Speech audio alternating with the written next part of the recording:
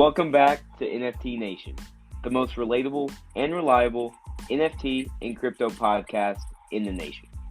I'm your host, Michael Wheeler. But in today's episode, we will be interviewing Toedown, a digital creator that is part of the Dope Heads NFT collection, the first ever NFT collection with a social cause. Our goal today is to learn more about this collection and the potential the Dope Heads NFT collection has, and explain how Season 1 has just now started minting. But before we start today's episode, I would like our guest to introduce himself and tell the audience pretty much who he is. Hey everybody, it's the Pope of Dope, the Dope Head Kingpin himself, Toedown! Yeah, we're getting live with it, baby. Obviously welcome to the podcast, Toedown. We greatly appreciate having you on today. Do you care to explain kind of your background in crypto, or as well as the music industry, so the audience can learn more about you? Sure, not a problem. So I've been in the music business over 25 years as a producer, engineer, recording artist, and so if you heard music come out of Houston between 2000 and 2011, either we recorded it, mixed it, mastered it, or produced it. And so for a long time, we were able to eat off of the music industry. But in 2008, the music industry kind of took a turn when people started downloading music, and Steve Jobs made it available to download a song for $1. And so that changed the music industry. So at that point, we pivoted and we got into the marijuana business. Although it was an illegal marijuana business, it was highly lucrative for us. And so we did the marijuana business thing for over 10 years. And towards the end, we ended up serving a sentence for 63 months.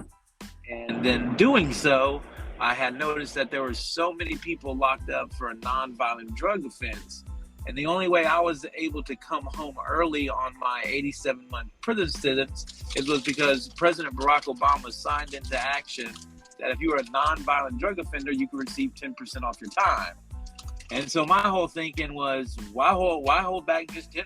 Why not make it the whole 90% by that has a drug problem? And so that's where the idea of this social cause came into effect. And so my background, it goes all the way back to, 8Ball and MJG, Bun B, Pimp C, Lil Wayne, Mike Jones, Paul Wall, Millionaire, Wow. Slim Thug, Zero, Lil Flip, DJ Screw. So, the music thing has been around for a while. And when you're in the music business, you know how to create, right? And putting out a quality product is very, very important.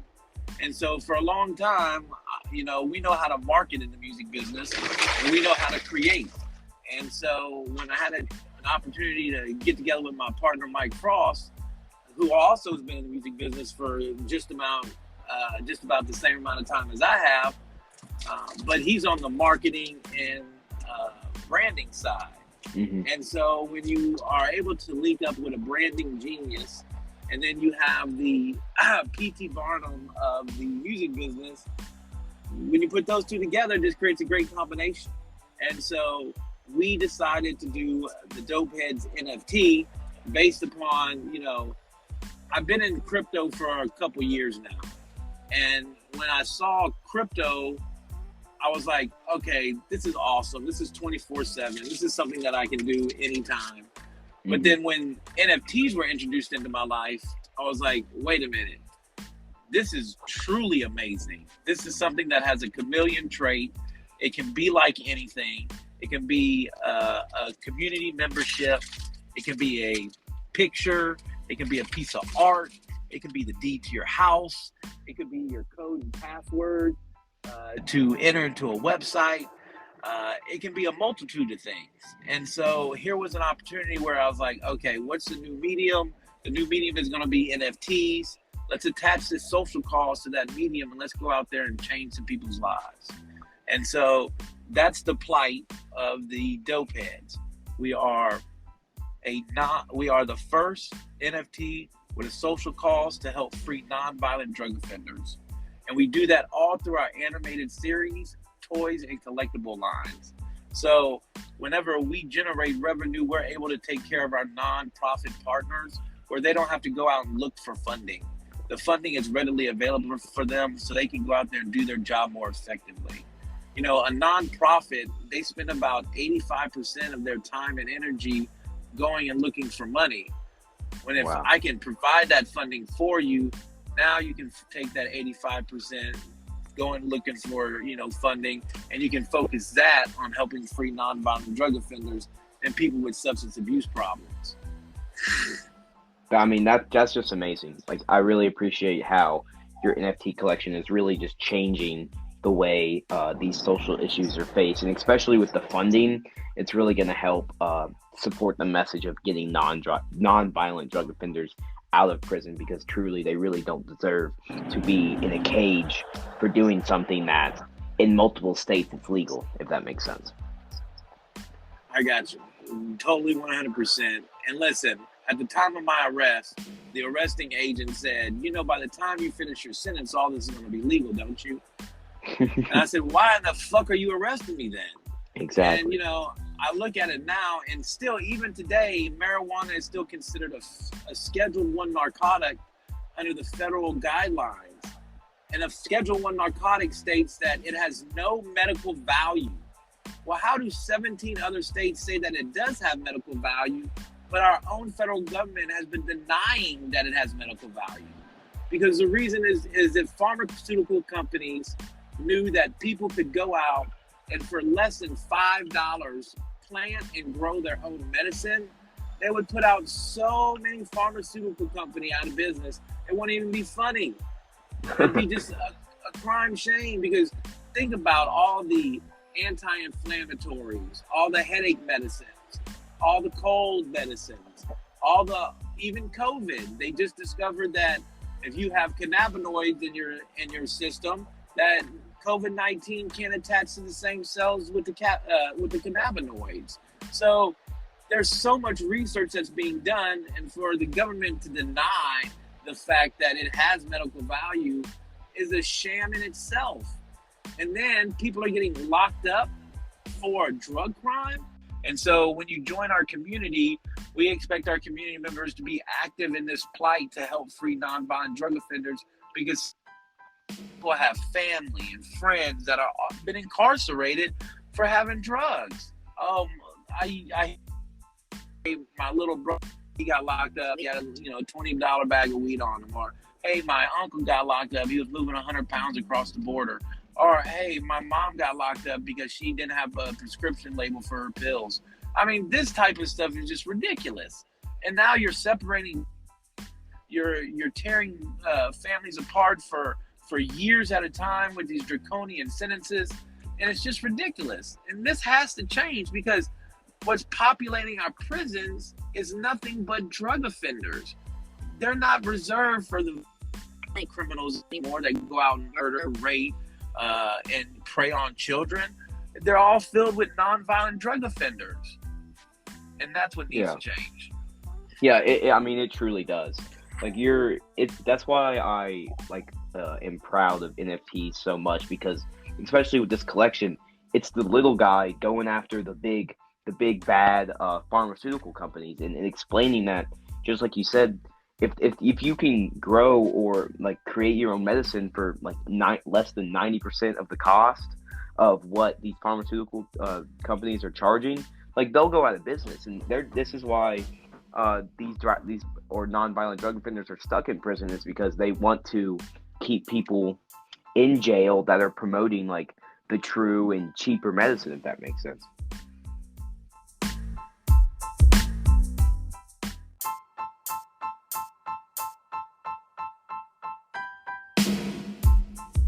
Welcome back, guys. So now we are going to get into kind of the plot of this episode, you could say. So we currently have both creators and leaders of the Dopehead NFT collection. We have both Toedown and Mike Frost here to answer any of the questions our audience might have, as well as the questions that we have or that I have for them. So honestly, with just no kind of delay, let's just get right into it. So, where did the name Dope Heads come from? Well, you know, the name Dopeheads has been synonymous with, people who are, intelligent or somebody that does a lot of drugs. And so when we were looking at NFTs, everybody had these different types of heads that were doing, stuff. And I was like, why aren't there be any dope heads? And then we could do the whole design after like each different type of drug could be their own type of head. Mm-hmm. And then that was the genesis of the idea right there. And then after presenting it to Johnny Cash, our lead artist for character design, he drew the first rendition of Buddy, and that's what you see today. And so Mike, he has this frost effect that he does where I don't know how else to describe it, but magnificent. It also matched like some concepts that I did for Swishahouse covers and stuff back in the day. A lot of my sketchbook is filled with similar things, like all the way back from like going to rave parties and stuff back when I was a kid. So it really we just thought it was kind of funny at first, and then Toedown brought up the social calls he wanted to do, and just the marketing side of me was like, well, half of it's controversial, but then a lot of the dope heads that we're using are, like mushrooms or like a beer or like a 40 ounce or a joint. Yeah. It's really like on the lightweight, socially acceptable side of things, but it's kind of weird that you have this drug-based cartoon, but at the same time, you're like helping people that were really kind of unfairly locked up for the drug war. Mm-hmm. Mm-hmm. So it all came together pretty quick, but it was just, we had ideas that were circling around each other, and so it made the decision really quick. I think Toedown already had the name Dope Heads, and we rolled with it. Yeah, I mean, that's awesome. That kind of just explains it perfectly, which is awesome. Yeah, and something that I wanted to do with like the cartoon was I wanted to, because with me and Toedown both have 20 plus years, 25 years in music business experience, right? So there's a lot of we have a lot of stories we could just pull just out of stuff we've seen throughout the years. So I always wanted to do a cartoon where like the characters, you got it like you're at your podcast studio with your friends and stuff. Y'all are hustling together, putting the podcasts together. Like we're hustling at NFT. We used to hustle records together. Toedown was hustling grow ops for a while. Like my friends at studios. So and all those, most of the guys I hung around with, they all come in the studio smoking a joint. You have all these people that, I mean, it's just kind of real life. And I wanted the characters to kind of take on those personalities. But, kind of like they're going to be doing a bunch of hustles, but in a very dope-headed way. No, that's awesome. Do you care to explain all of the different characters for the upcoming cartoons? Yeah, I can run through them. So Buddy is like he's the weed head. He definitely takes you on. Leave me alone. He takes on. He's based off Toedown's personality. He's kind of the beer mug is kind of like when you go to a bar and that drunk guy's always trying to talk business, but he's not really making sense. Yeah, exactly. I know what you mean. That's going to be the beer mug. The mushroom is Merciless. He's a rapper from the Funky Aztecs, and one of the original like Latino rap groups from Vallejo, like Northern Cali. Mm-hmm. So he's a mushroom character, and he's funny as hell. First he was trying to like play a fake voice, and I had to tell him like, no, Merce, I just want you to be yourself. The 40 ounce is Kazzy B. He has more like the LA street kind of gangster voice and like the way he talks. They got like the block of cocaine, which is he's just been jamming, baby. Been jamming. Yeah, he's another street dude. We've got the girl weed, baby, which is kind of like Buddy's girlfriend, but Buddy's kind of like he'll be learning like a lot of the lessons with him. She's always like kind of using him, kind of playing him. Yeah. There's we have a guy named Eldorado Sleep Dog plays the Xanax. He doesn't really even have many lines. He's always falling asleep when you need him.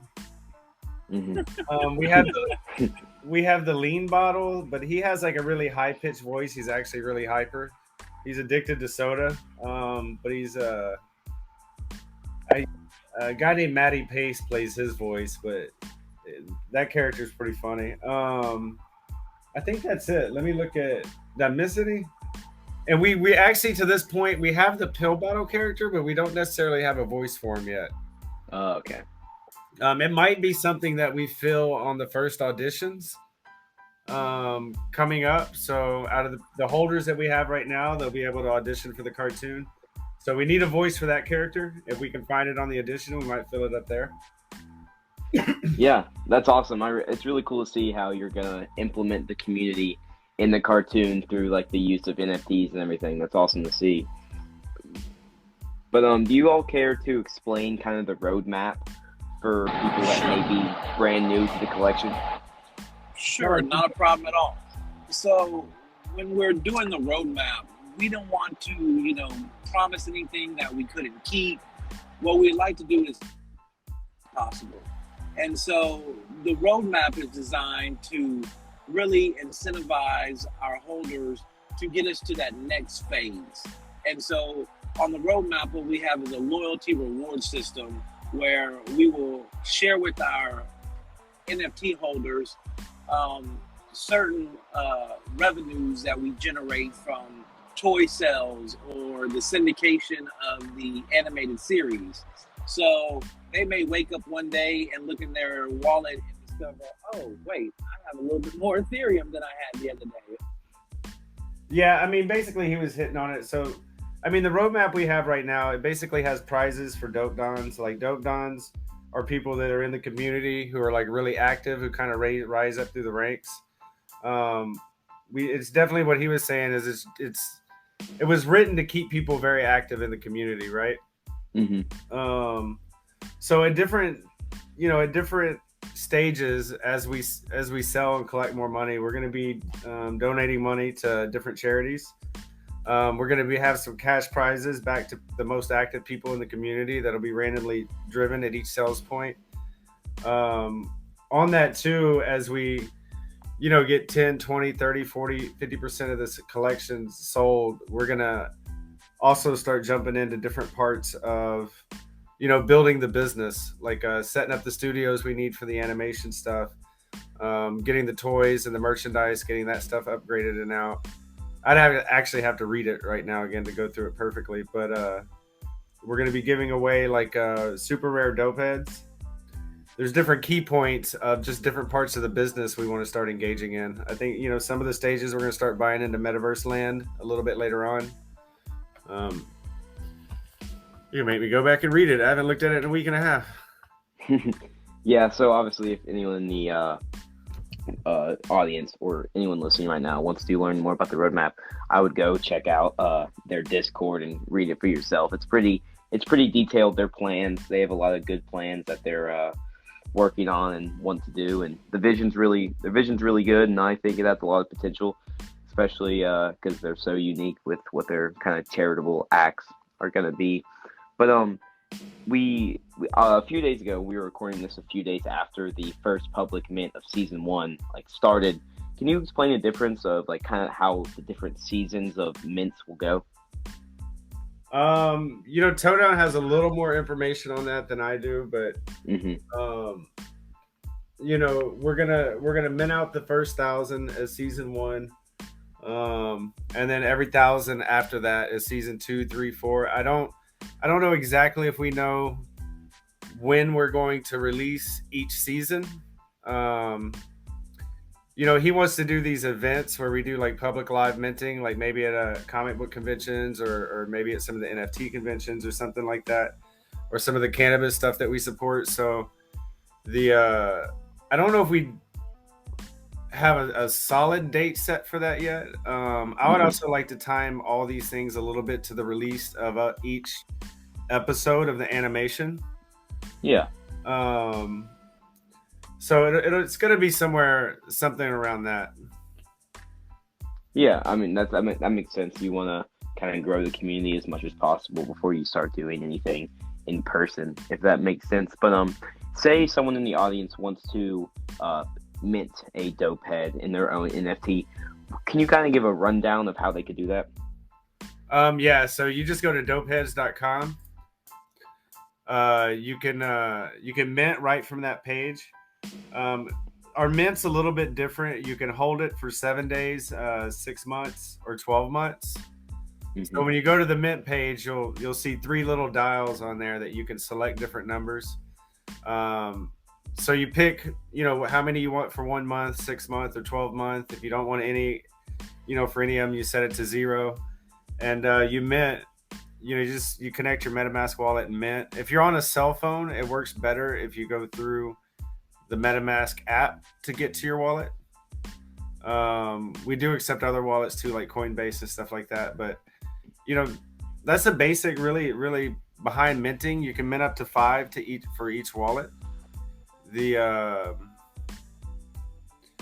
Somebody can own as many as they want, but the app itself is made where people can mint 5 to each wallet at a time. But that's basically it on the mint. And then you just, 7 days after you buy it, if you pick 7 days, yours will reveal. We'll have 40 super rares to airdrop those people. So you have a higher chance of getting one of the super rares the longer you hold. But in the collection itself, there's rares and all kinds of stuff randomly inserted through the whole collection. So if you hold for 7 days, you got a good chance of getting a rare too. Awesome. That's good to see how it's kind of diverse in luck of the draw of what you can get from holding an NFT. But say the audience wants to kind of follow your collection, where can they find your, let's say, Twitter, Instagram, or any other social medias you may have? Everything is dopeheadsnft.com or dopeheadsnft at dopeheadsnft. We did just get the dopeheads.com website. It has the D app on it right now. But Dopeheads NFT, at Dopeheads NFT at everything is how you find it. Another interesting kind of thing about the collection, I don't know if nobody would know to ask. I didn't use them all, but I used most of it. I'm gonna get an exact count, but right now I know there's at least 975 individual elements in the collection. Wow! And we have almost 1,250. Total, which I didn't, like different chains and outfits and shirts. Yeah. Glasses. We actually ended up with way more than I expected. We just kept making stuff and it didn't stop. And when I went to go assemble the collection, I was kind of like, holy, because you got to put together the JSON to create. Yeah. There's so many options. There can be like a million of these, because everyone is like unique in how it builds you could say, characteristics together. That's crazy. I have 18,000 lines of JSON. Wow, that's crazy. It was mind-boggling trying to do that. I was just like, oh my god, what did I get myself into? Yeah, I obviously have a lot. Mind-boggling. Well, you know what I'm talking. Toedown's never coded this stuff, so I don't think he understands exactly how mind-numbing that could be figuring out the collection. Yeah. Because some things don't go together. Like I can't put certain type of jackets over certain type of outfits, right? Some of the characters have multiple colorways, so I have to group all that stuff separate, and then I have to think about the rarity. So it's a massive JSON file. I obviously have a lot of respect for the kind of coding aspect of NFTs and how much work actually goes into this. But I really appreciate you having you all on the podcast today. Hopefully our audience learned something about your collection, and hopefully they actually join your movement of getting these non-violent drug offenders out of prison, because they truly don't deserve to be in there if they're only selling a small amount of an illicit drug or something, and they've done nothing else. There's no reason for them to be in jail and locked up in a cage for 10 plus years because of that. But It has If other effects too, and one of the things, and sometimes it's simple. Like there's some people who are 22 in college, they've gotten busted for weed or something or some drugs or something like that, and like their whole career gets messed up if they get like a felony or something for that stuff. Like yeah, their whole life exactly. gets messed up, and it's not fair. Yeah, it really isn't. And I really appreciate you all coming on the podcast today and explaining the message of your collection. But yeah, guys, this is going to be it for today's episode of the NFT Nation podcast. If you all enjoyed today's episode, I would love if you all shared this with your friends and gave us 5 stars on Spotify. That really helps Spotify understand that people enjoy our content, and it helps spread the message of the NFT Nation podcast. But if anyone wants to follow us on our social medias, it's at NFT_Nation_podcast on all of our social medias. Also, go follow the Dopeheads NFT collection on all social media, Twitter and Instagram, and also check out their Mint website. New seasons of the or like the public Mint and stuff will be dropping periodically, and also season 1 is now available if you all are still interested. And Mike and Toedown, I just want to thank you for coming on the podcast today and letting our audience know what's up. Yeah, man. Thanks for having us. We really appreciate it. Yeah, no problem, guys.